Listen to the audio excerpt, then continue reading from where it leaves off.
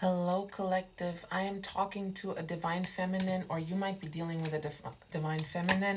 The yin energy is very strong in this reading for this card to come out as the first card.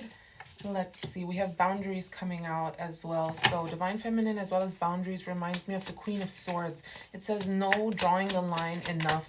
So, I might be dealing with a divine feminine collective that is very much in their power when it comes to pulling back energy, giving out energy, like the pull and push of energy, you've understood it. We have longing coming out as well, craving, aching, wanting.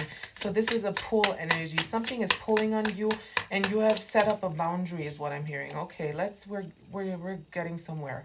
You have depth coming out as well. So awareness, importance, value. I'm painting a picture in my head, but I would like to get some clarifiers to see if where I'm going is the right way. We have running coming out, ghosting, disappearing, invisible, as well as divine masculine. Yes, yes, yes, yes. Okay.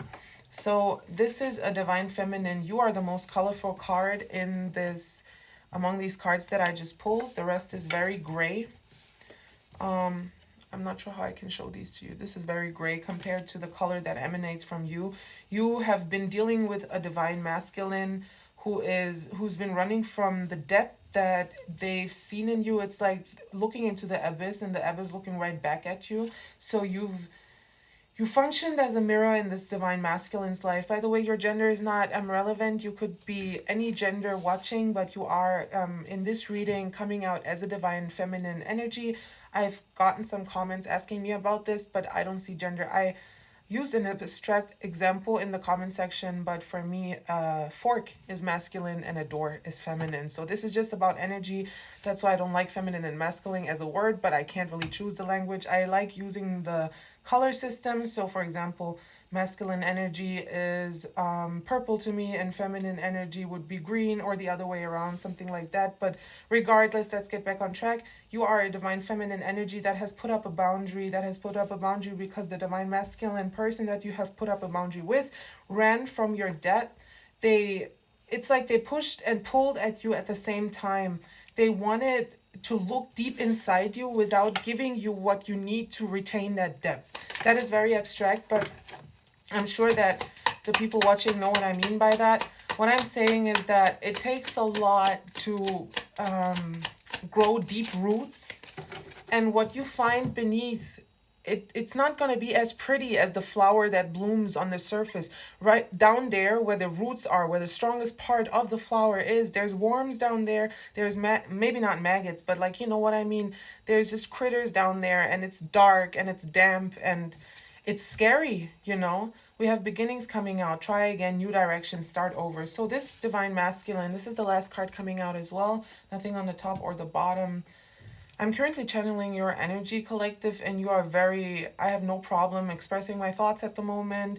I have no problem taking action. When I see a thought, I grab it immediately and express it. So you are very clear cut. You're sharp tongued. Again, Queen of Swords energy. And this masculine isn't as sure as you are, and that scared them. They are very scared of the depths you can go to. They are very scared of the new beginnings, like the transformation that you would have caused within them. I don't think they were ready for that yet.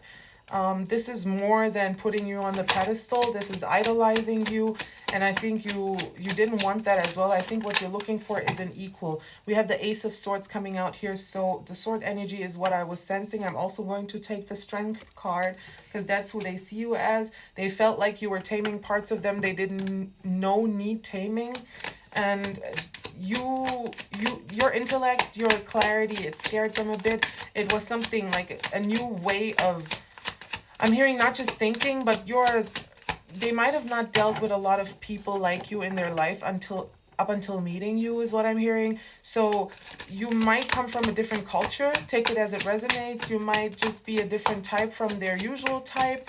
So it came to a lot of miscommunication because they were resisting the change that they could feel you bring into their life. 444 in the timer.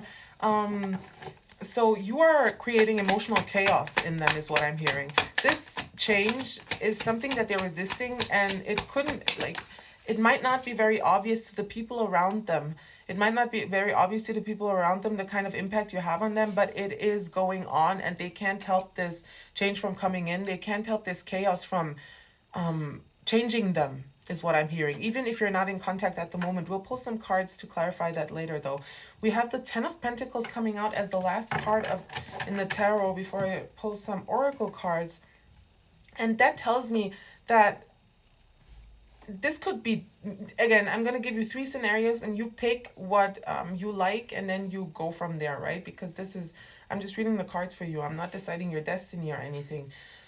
So the first scenario I'm getting is that you are this is a completion card. With all these beginnings and whatnot, it's like you've already said, okay, I'm done with this, because we did have the boundaries coming out.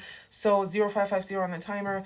It's like you cut your losses, you've realized 555 on the timer that this person is not up to par, and it's no hard feelings either. It's like you almost feel sympathy for them. You know what I mean? But this could also be that this person is willing to go through the depth to get to you, or like to face the depth, to face themselves,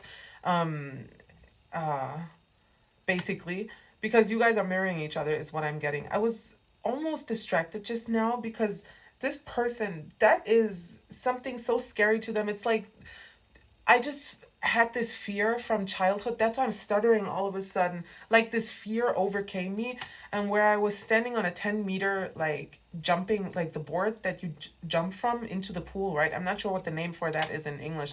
And I kept going back down. I kept going back down and going back up, and I never jumped in the end.